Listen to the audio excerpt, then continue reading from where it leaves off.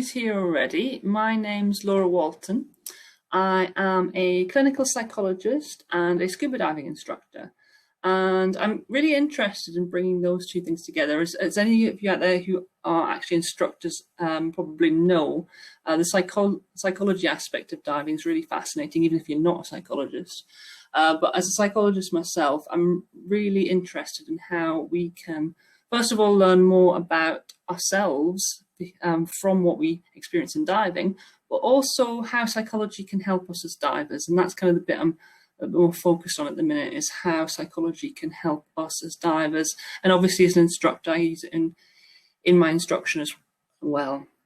So the way I do that is I study, I write about and write courses on various aspects of dive psychology. And that might be things like anxiety, as I'm talking about just now, or narcosis, or how we learn, kind of effective ways of learning and practicing skills, how we can teach more effectively, and things like neuropsychology, like how our brains work underwater as well, are also really fascinating. So I'm going to be giving like a real overview of that tomorrow morning at 8 a.m. and trying to give you like a 20-minute tour of the current kind of emerging fields of dive psychology. But today, that I really just want to focus in on that kind of more anxiety aspect, and in particular panic, and how I explain that to divers underwater. Welcome everybody to the session. I'm seeing a few people comment. Feel free to comment. I'll try and keep an eye on them. It's really interesting with a skydiving instructor as well. I wonder how that fits in with the anxiety and panic aspect too. That'd be really interesting. For this short talk, it's just around panic and anxiety. So I'll give you a bit of a warning at the beginning, because I haven't put together like a really smooth 20-minute talk. What I'm doing is I'm pulling one talk out of a 7 hours worth of material. So I'm just kind of pulling out some of the more relevant points that I find most interesting. Because panic and anxiety in diving is a really big, complex topic, and there's a lot to kind of explain in order to understand some of the key points. So in fact, I'm so interested in this, and I see it's such a big, complex topic. I actually took like 8 weeks out last year to write a whole course just to explain panic and scuba diving. And that course takes around 7 hours to complete. So you can see there's quite a lot of material on that. But we've just got like, it's 20, 30 minutes or so. So I'm just going to extract the key points.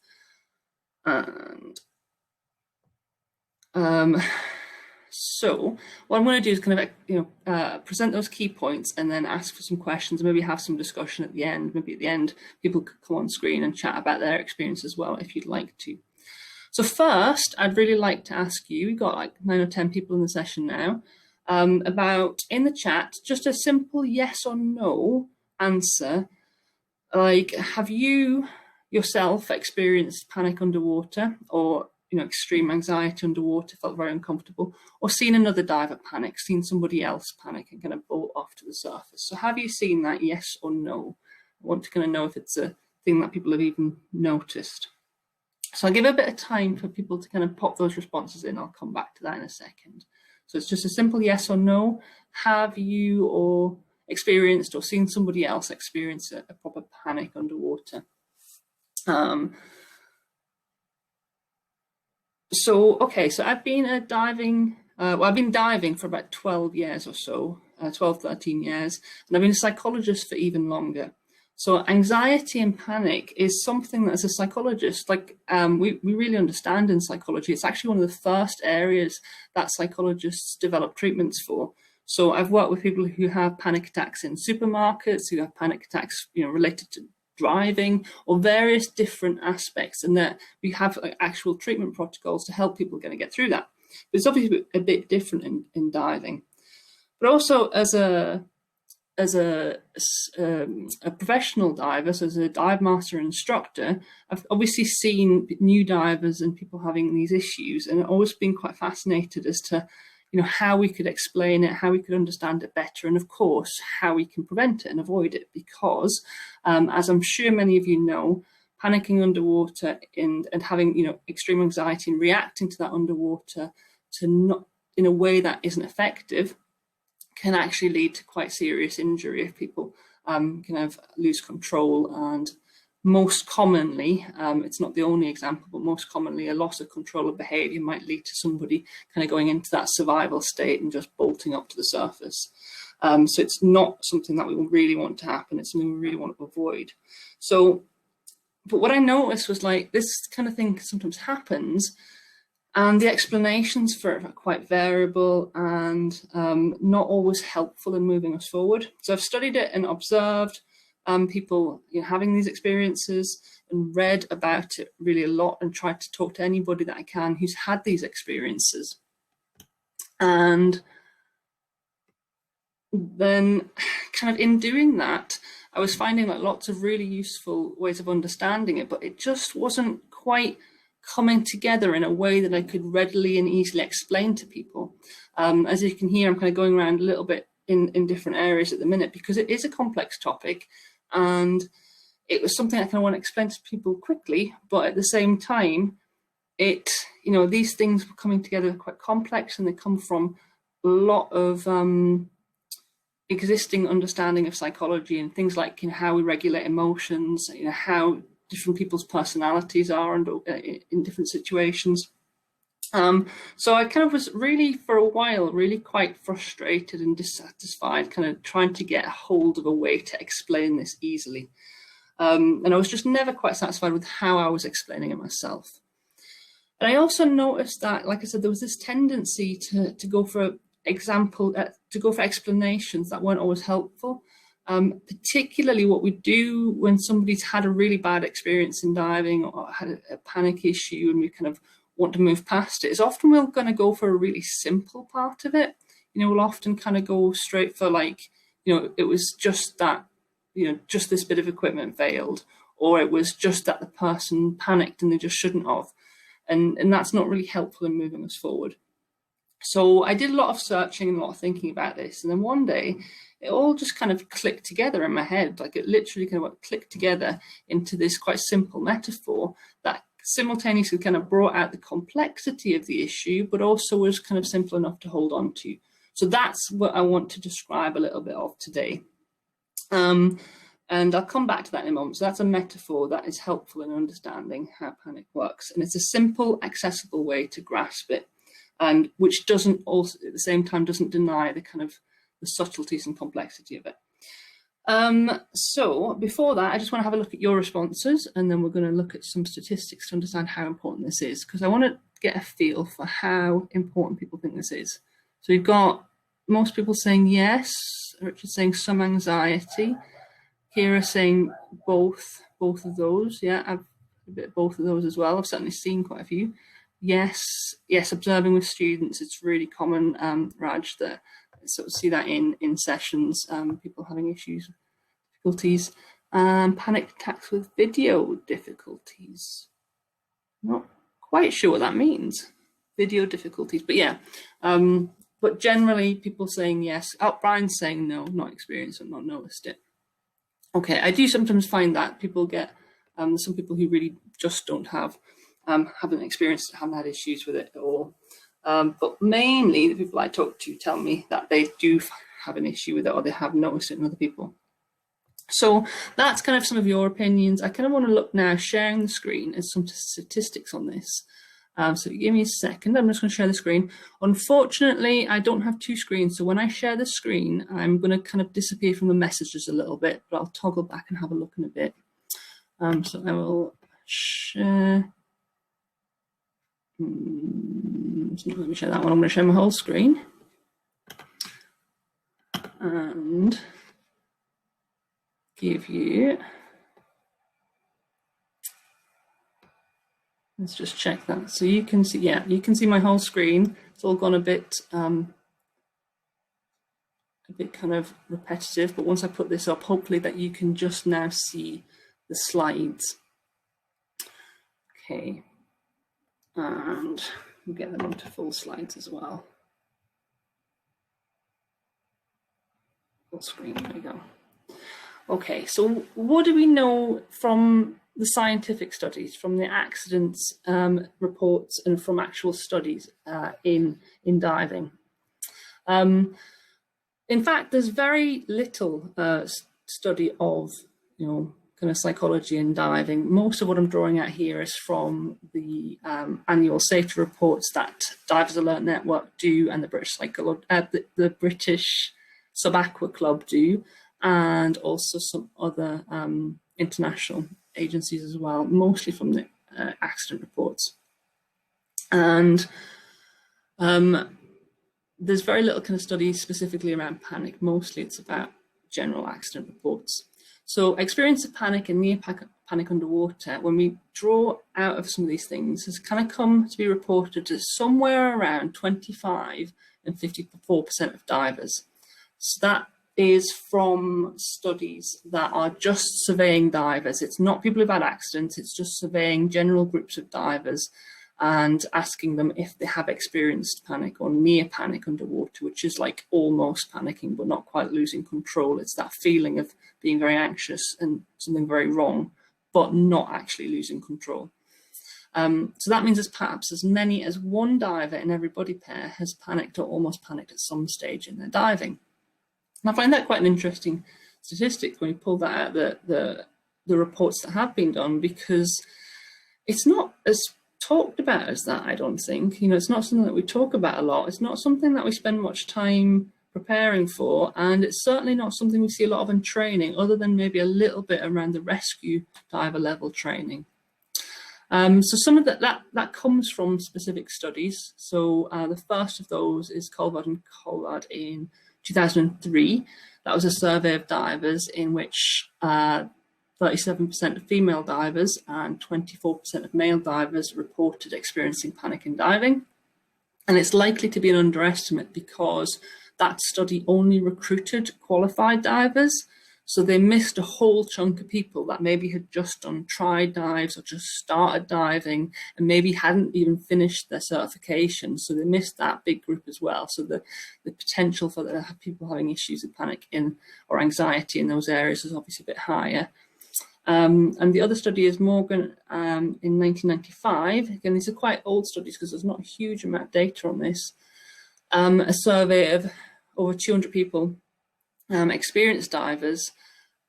Just over half of them reported panic episodes on one or more occasion, and then when split by gender, it was a little bit more female than male again. And basically, as that first statistic said, between about a quarter and a half from my research is what seems to be the case. There's also kind of more anecdotal sort of statements and reports.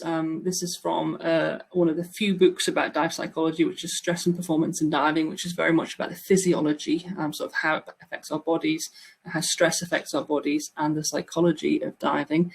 And the author's opinion there was that panic is the overwhelming cause of the majority of injuries and fatalities in diving. And again, that's really interesting because if you read the incident and accident reports, a lot of the time behaviour and the diver's state of mind just isn't logged because it's a subjective opinion, so people don't always have that kind of access to data. But if you ask people who kind of study it a lot, you often find this. And a few months ago during the lockdown, I was lucky enough to attend some training that Chantal at the Diver Medic was running with a forensic pathologist called Andrea Zafirez. And she actually investigates drownings and diving incidents. And so I asked within the lesson what she thought, and she, as a professional opinion, said actually panic is in most of the cases that she sees as a factor, and in the vast majority, she said, it is probably the precipitating factor. But again, we don't always see that in the records. There's another study that came out of New Zealand, which was a review for 20 years of diving. And they found that there was some evidence of, in the ones that did report the mental and behavioural state, there was some evidence that it was around 68% of incidents. So I would say there's a considerable evidence that psychological factors, anxiety and panic, contribute to a substantial number of diving accidents and fatalities. But again, it's not something we talk a huge amount about. So I'm actually just flicking through these because I'm going to come out to that presentation just there and double check how everything is going. I'll stop sharing the screen, so otherwise it gets very strange. Thank you, Raj. That's working. Yeah, good. So it's all still working. As I said, I can't quite see everybody's comments on the screen when I'm sharing the screen, so I'm coming in and out. So that's just a roundup of some of the statistics to kind of show what a big issue we think it is. And of course, that's an issue kind of, generally across the population of divers, but especially for those of you who've seen it and experienced it, it's a pretty horrible thing to have happening. It's you've obviously got the risk of really potentially the risk of quite severe injury, although in most cases people do tend to be lucky and get away with it. But when that does happen, it's also really quite unpleasant and embarrassing for a lot of people, and people tend to want to move on quite quickly. So I think that's one of the reasons we don't talk about it a lot. Okay, so I'm hoping that presentation can convince you that it is at least an issue. And the next kind of thing I want to move on to is thinking about that thing I said at the beginning about how we need to maybe think of ways to explain this to people. And as I said, I kind of looked into it, read an awful lot about it, and suddenly one day it kind of clicked together for me as a way to think about it, is to think about it as kind of three sides of a triangle coming together. When you get a triangle, that actually we need all three sides of the triangle in order for it to happen. Because if I talk about the first part, so the first part for me is that stressor. So I'm guessing there's quite a few of you here are pretty experienced divers. Sarah, I'll come back to that one actually a little bit towards the end. Maybe if you could kind of put in the comments around, if I talk about the thing that causes panic, that kind of stressful event, the kind of things that happen, what kind of things do you notice tend to kind of be the things that people react to? So like, well, the first things I'm thinking of is like people leaking water into their mask. Can you think of other things that people tend to react to, the things that kind of trigger off that panic? Because that's the first thing that we're talking about here. That stressor. So I call it a stressor as a psychologist. A stressor is basically any event or situation that causes stress. And in this case, it's any event or situation that places the diver under stress. And it may be internal or external. So Brock Morrell's just given a really good example there of a down current, the awareness that you're being caught in a down current, and, noticing that, that situation is obviously a very clear external situation, a very clear problem that you need to deal with, but it's also an internal kind of recognition as well. There's maybe a thought there about what that could mean. So that would be a good example of a stressor. See any more?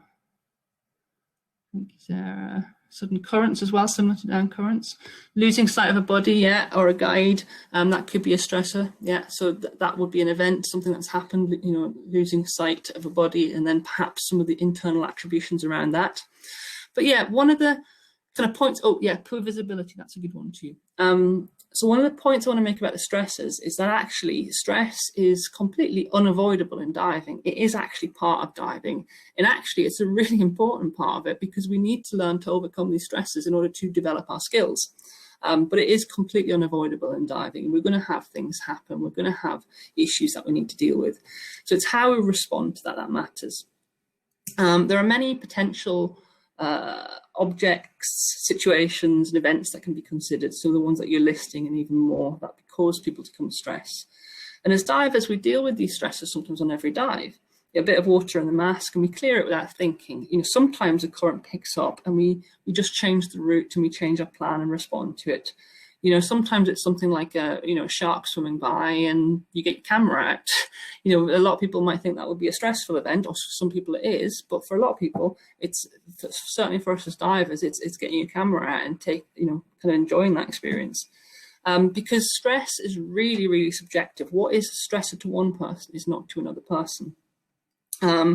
So coming back to panic and anxiety, when panic is actually an issue, there's always some stressor or event or situation that's triggered that. And it may be internal or external. So it might be that everybody around can see what caused the problem, but it might be that it was actually really stressful or worrying thought that went through somebody's head and that just set the stress off.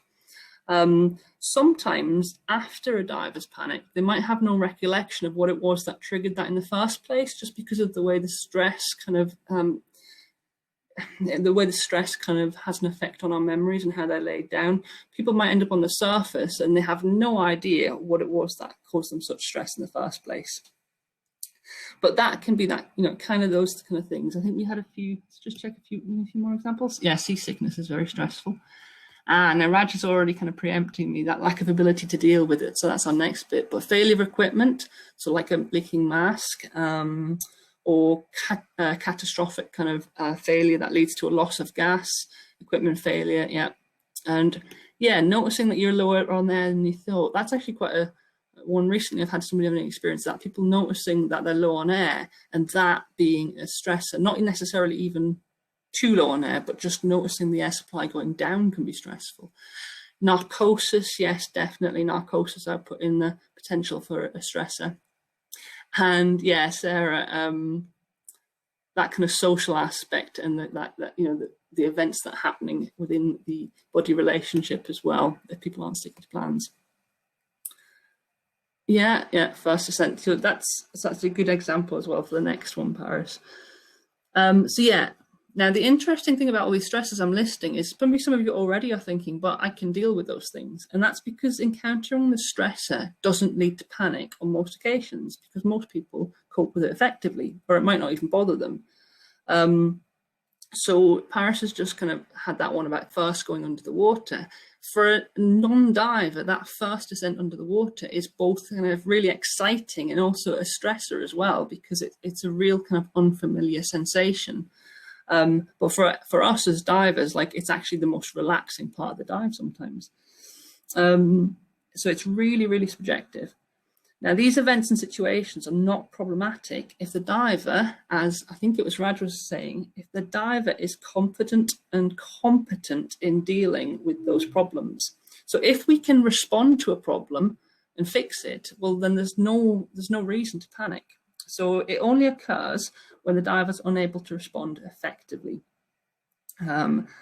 It's interesting though, because we so often say people panicked because this happened, because they got water in their mask, because they were low on air, when actually it's much more complex than that. The stressor alone isn't the thing that causes panic. I'm sure there are plenty of you listening just now who've had very stressful things happen and not panicked because you knew how to deal with them.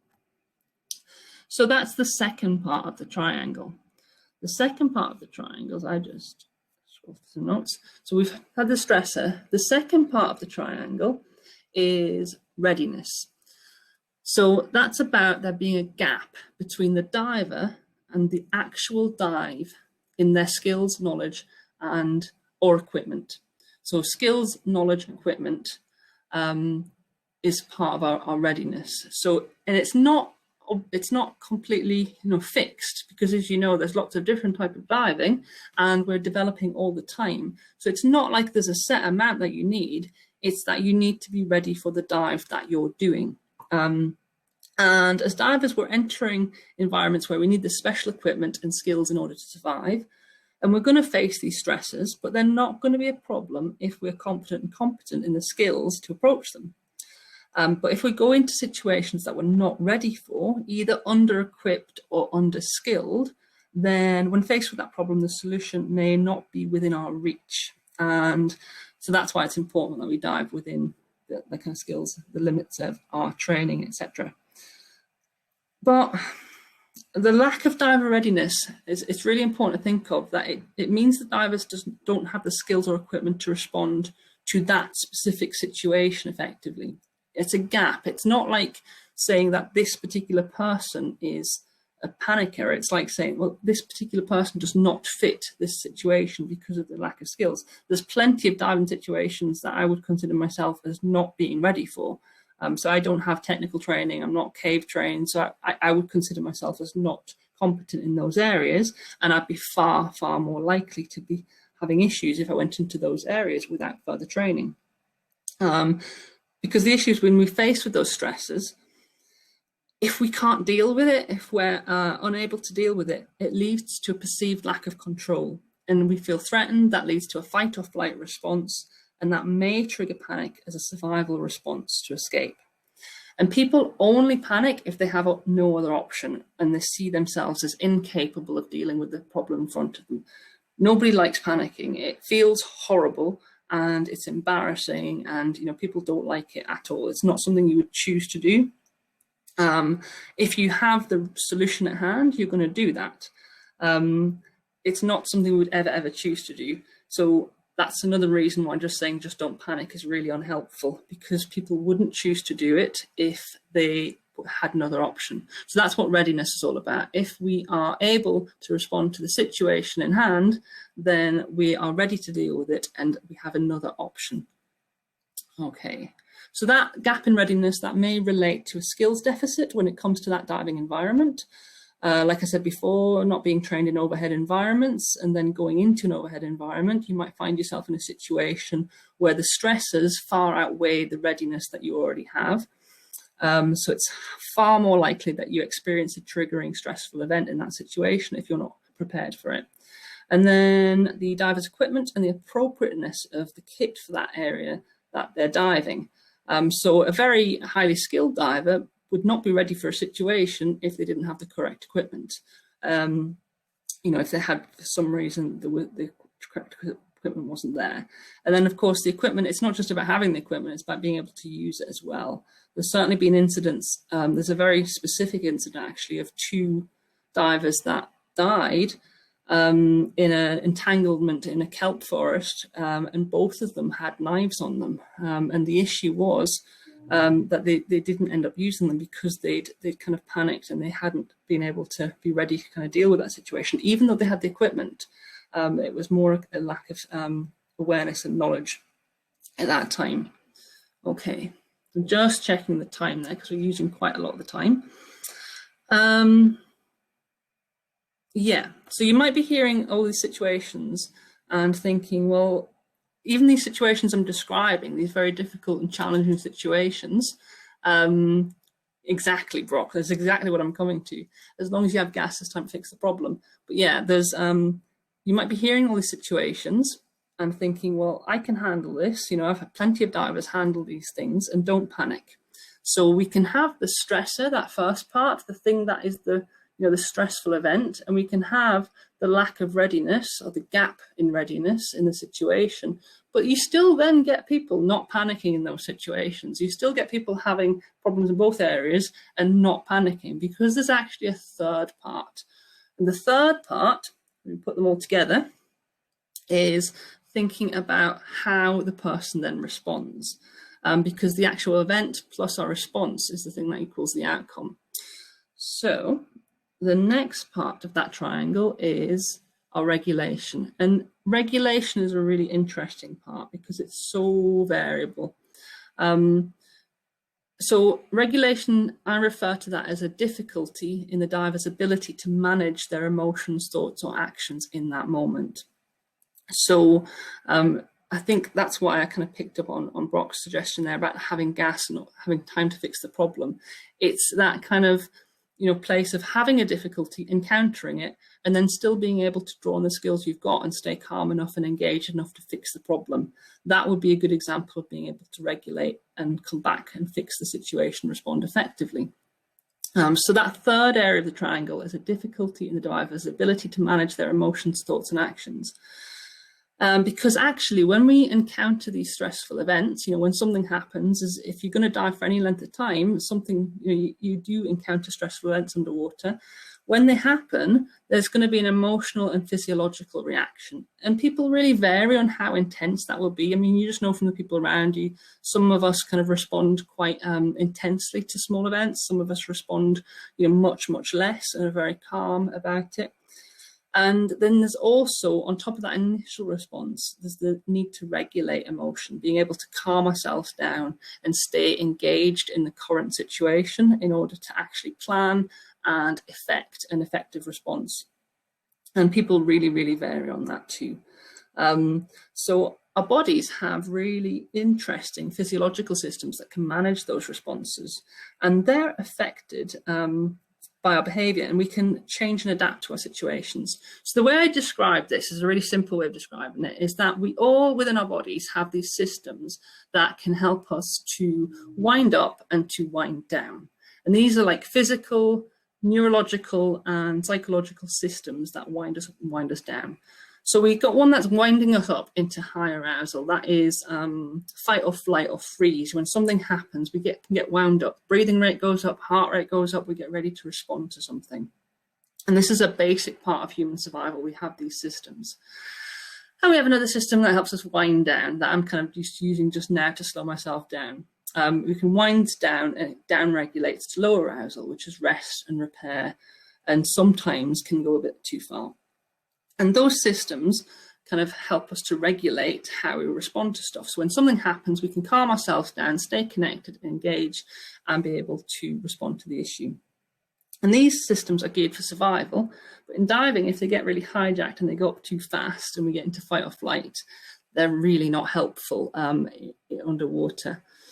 And we have different tolerances for them as well. So some people have, are able to tolerate really quite extreme differences, physiological reactions, and then still continue to remain in control of behavior.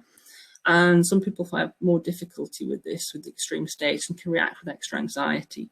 And some of the things that influence that are personality traits, individual differences, communication skills, interpersonal relationships. Like I think Sarah was saying before, it's not just that individual, it's how the whole group is operating and how comfortable people are with each other and how communication's working.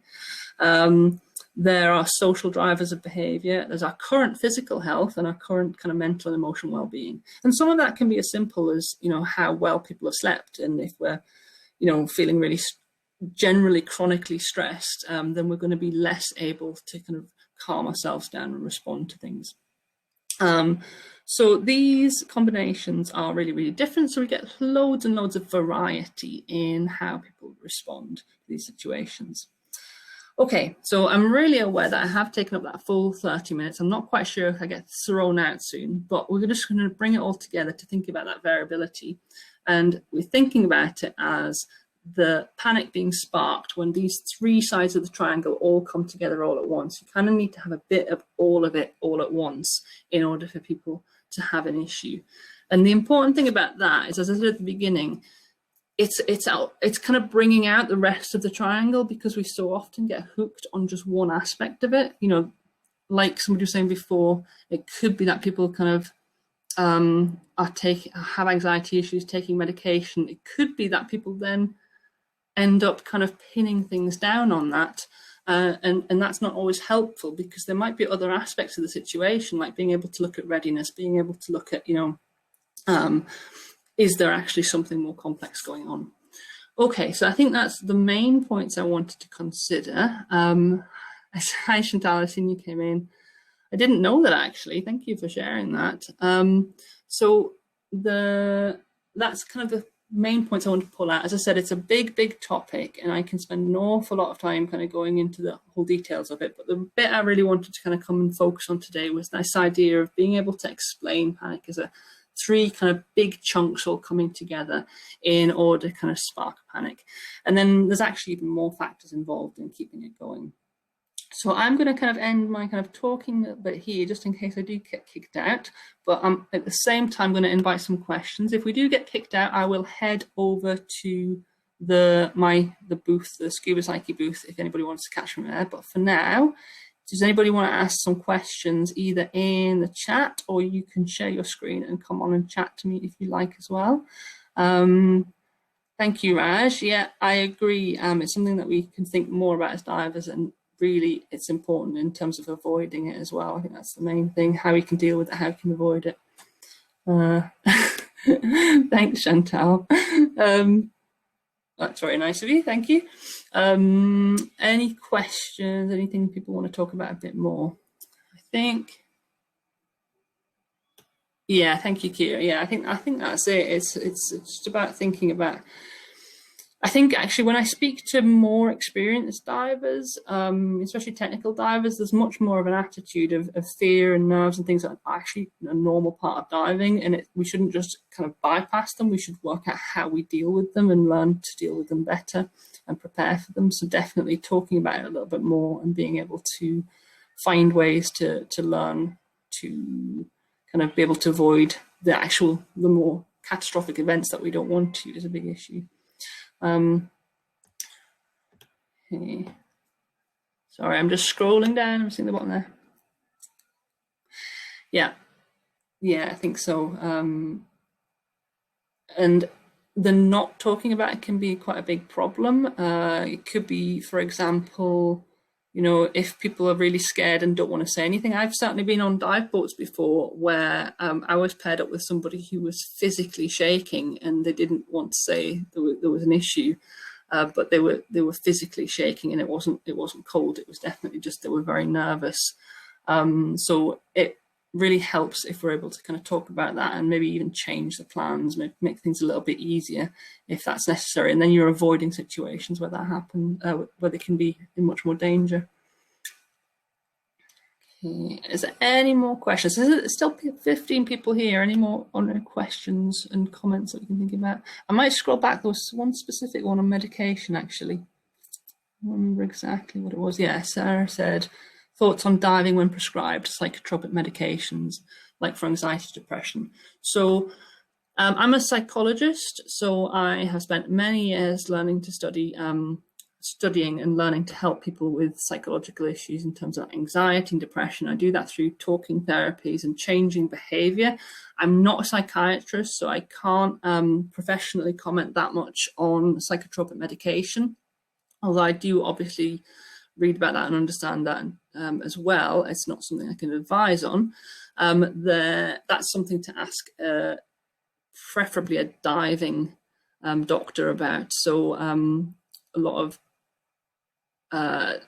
so to ask a medical doctor about the impact of that and whether that particular medication is safe for diving or not.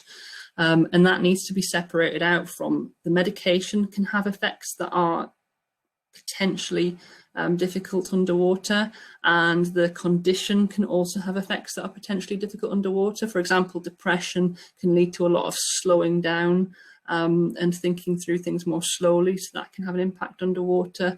But there's two things to consider there. It's the actual effect of the current condition, but also the effect of the medication. And it definitely would be a case of asking a doctor. But of course, a doctor who doesn't have experience in diving may not be able to give a huge amount of advice because they haven't kind of looked into that. So it would be quite important to get someone with diving experience. I know Chantal's here. I think the Divers Alert Network does have quite a lot of information on that as well. Yeah, I agree. Yeah, so something with a sedative effect certainly wouldn't be a good idea, Chantal said. Yes. So I do, because the Divers Alert Network is obviously predominantly, there's much more medical doctors who've had a lot of experience with diving incidents and accidents and advising people on their fitness to dive. Dan is a really good source of information on that. That's really Brock's. Great. Yeah. Yeah, that's an interesting thought, Brock. That, yeah. My experience as well, DMs can be really good at noticing this. They're not always in the position to change the dive because of various, often economical and organizational and social reasons. It's not always easy to do. But if there's an ability for people to do that, it can actually really make a difference. If being able to kind of open up and talk to people about they're not comfortable and change the site or change the dive plan so that they're diving with a different person. But I also agree with you that it's probably a really low percentage because people don't want to say. People don't want to admit that they're nervous a lot of the time. And I mean, there's another related point on that. Sometimes the thing people are nervous about is really easy to address. I can't think of a really good example, but sometimes people are nervous about something and very kind of fixed on it. And actually all they need is a little bit more information and they're suddenly much more comfortable. Sometimes it could be that they haven't understood the dive plan and thinking they're going to be doing something that's way beyond them. And then if they review it, they realize the actual dive plan is fine for them. Yes, Paris, I think that's completely true. When fear is kind of there and completely overwhelms us to the point that we can't control our behavior, then it can be a real problem. But being able to notice that we are experiencing fear and then finding out what it is that's generating that, that can be really helpful, because then it can inform us about what we need to do next. You know, it could be there's a fear there that is basically a gut instinct that says this isn't right for me, this is not something that's within my skill level, and maybe I shouldn't be doing it. Or it could be as a warning sign that we could listen to, and then that could then prompt us to kind of go and get extra training, or to change the dive plan, as we were saying before. Okay. Yeah, I mean, yeah, diving on a wreck rather than a reef. And it depends, because some people find wrecks more straightforward than reefs, so it depends on what the fear is. With a wreck, at least you know exactly where you are, and there's a shot line a lot of the time. If it's a very intact one, you can. I've worked with people who have specific fears around wrecks and around reefs and drop-offs and things like that. So people have really, really unique kind of fears as well. It's not always that predictable. I'm kind of slowly collecting the different things, but I can't always kind of describe too much detail about these, because it's quite interesting that people do have very, very specific fears. And if you find out what it is, sometimes they're very easily avoided. Okay, so I think people are heading off now. The session was till 3:30, so I've run over a little bit. I'll just hang on a few more minutes, minute or so, just see if there's any more questions and comments, and then I'm going to head off. And I think I'll head over to the Scubapsyche booth that I'm on, and see if anybody else wants any things. Yeah, thank you, Kira. Yeah. Thanks, Clementine.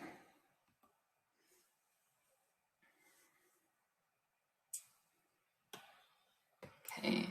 And yeah, and before I head off, actually, as I said before, I am speaking at 8 AM UK time tomorrow morning on a much more broad kind of talk around dive psychology and some of the other areas that are also very interesting. Thank you, Brock.